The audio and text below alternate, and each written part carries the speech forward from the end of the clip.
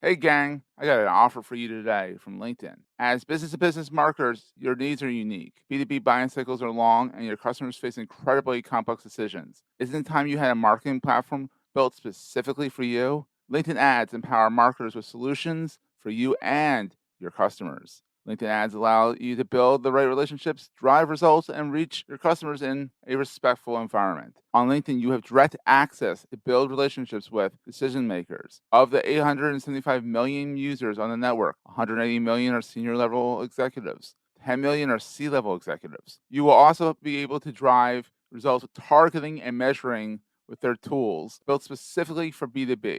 And best of all, they work. Audiences exposed to brand messages on LinkedIn are 6 times more likely to convert. LinkedIn ads also rank number 1 for security, community, and ad experience as part of the Business Insider's Digital Trust Study. Make B2B marketing everything it can be and get a $100 credit. It's a $100 credit on your next campaign. Go to linkedin.com/MPN to claim your credit. It's linkedin.com/MPN. Terms and conditions apply.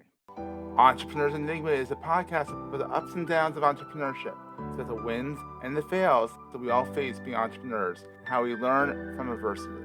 Every week I talk to a different entrepreneur with a story to tell. I'm Seth Goldstein. Come with me on the journey. This is Entrepreneurs Enigma. Let's get started.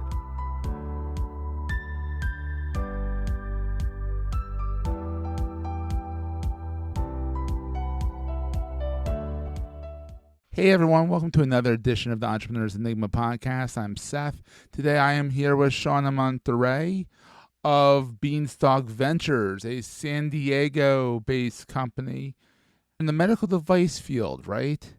Or from all my research. You're in the medical device field, but you also help other companies improve their devices. Am I correct in that? We do. We provide professional services for medical devices. So we primarily started out as a software product development for medical devices.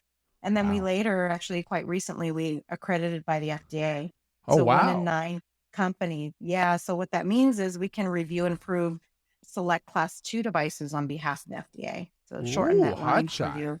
Mm-hmm. Look at you. that's so wait, so you can classify things for the FDA. Yes. Oh, that's So wild. So instead of submitting to the FDA, you'd submit to us. We provide a recommendation to the FDA. FDA guarantees a 30-day turnaround time. Ooh. It's significantly faster. So go to Shawnnah. Don't go to the FDA.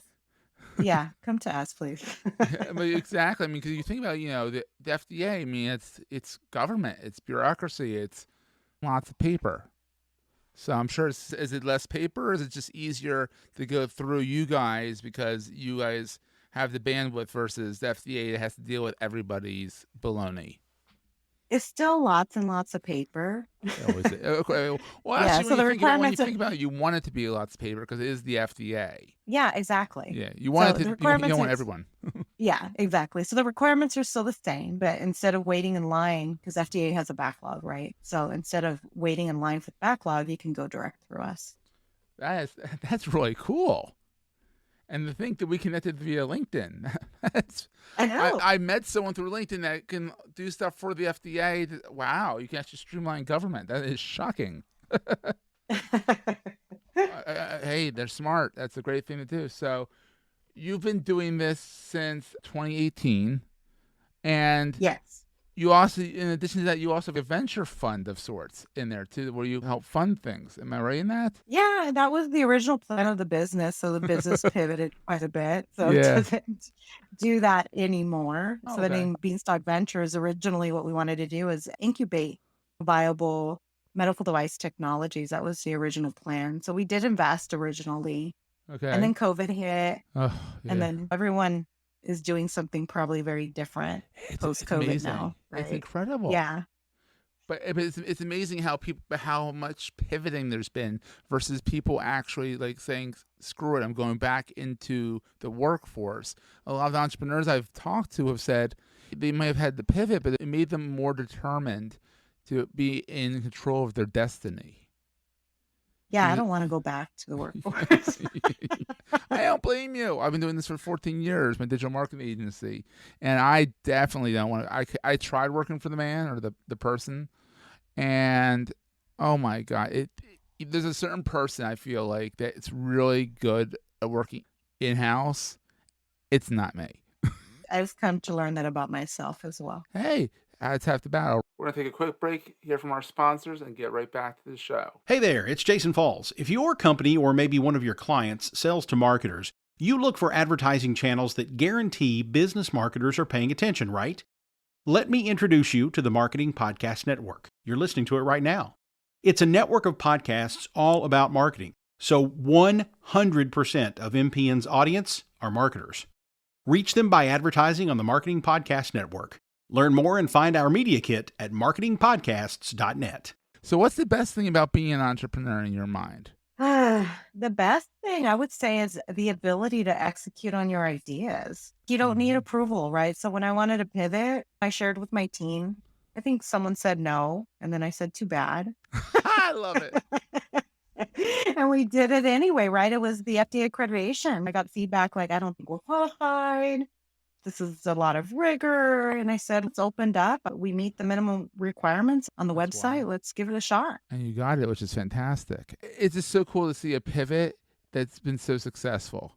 You're based down in San Diego. You've also been an educator too, I see. Yes, I did some teaching, some engineering classes. So I did an engineering class, just basic engineering, computer programming for engineers, for non-computer science engineers. And then I did a kind of a, I don't know if it's call it a capstone course, but it was a course to help systems engineers position themselves getting into industry. So it was a lot on resume building, presentation skills. It was an engineering course, but yeah.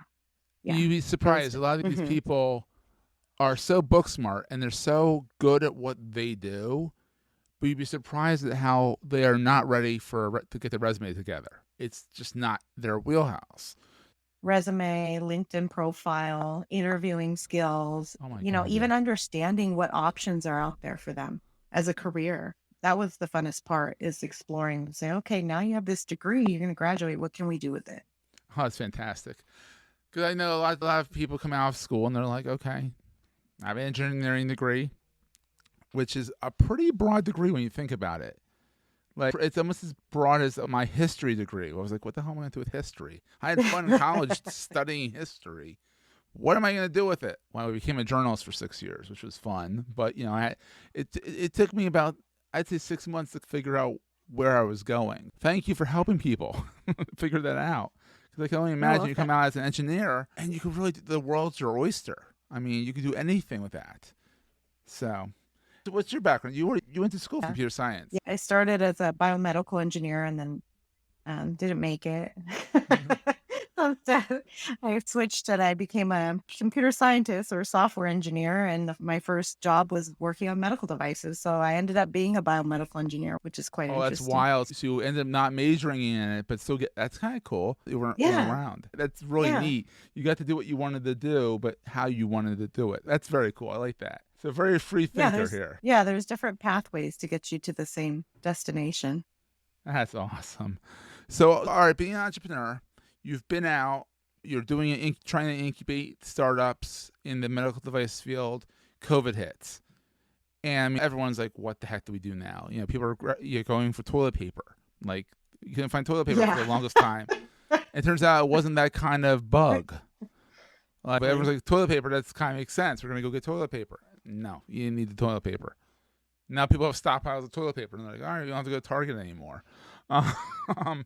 What is the scariest thing about being an entrepreneur? Before COVID, it was very early on, right? So I had been already an entrepreneur for a couple of years. So I think for me, the scariest thing was branding myself. Oh, yeah. Getting exposure and like being able to separate myself or my identity from the business. That's because the business is you. So that is a challenge. And I'm an introvert. So I had to get out there and speak and brand myself. And so now if you look me up, I'm all over the place. So I'm pretty comfortable now doing that. So That's that was good. Yeah. During COVID, it was really figuring out what we were going to do. So I've got a lot of good advice, bad advice. I don't know.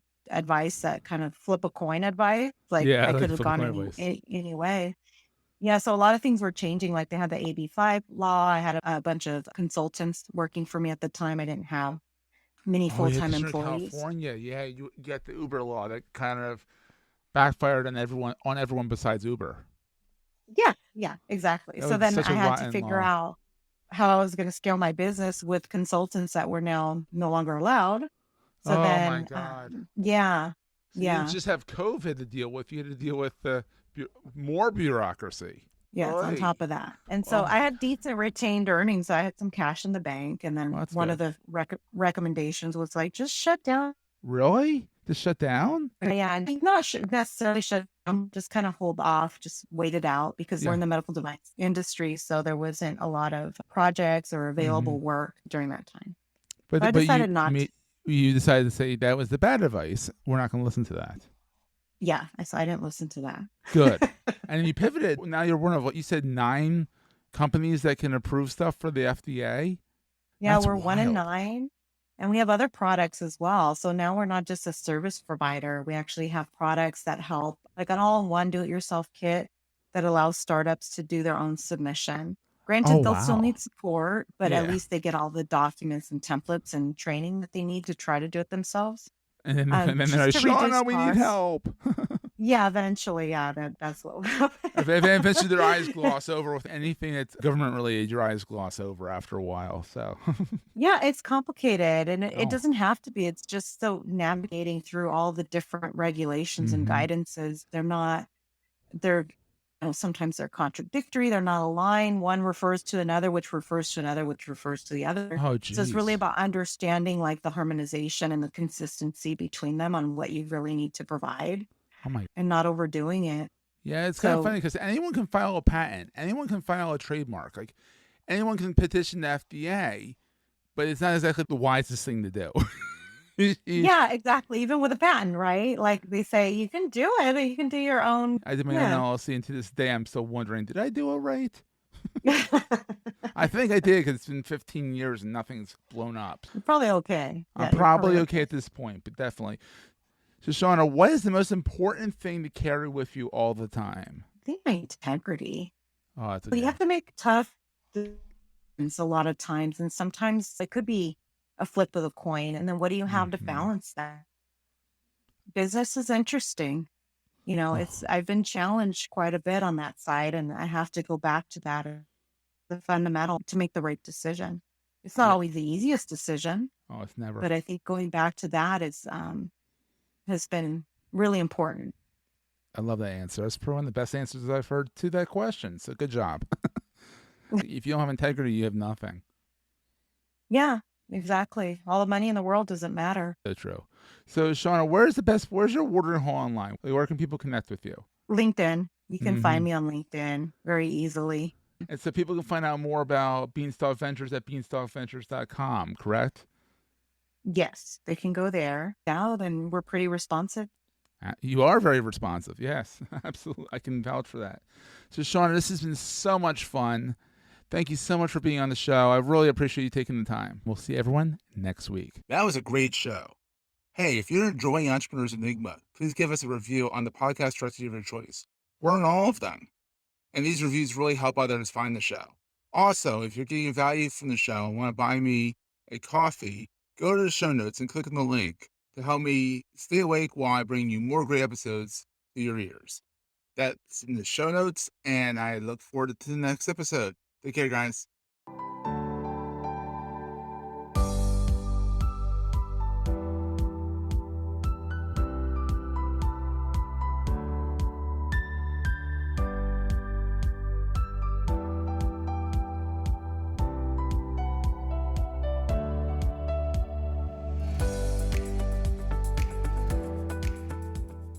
Goldstein Media hopes you have enjoyed this episode. This podcast is one of the many great shows on the MPN Marketing Podcast Network.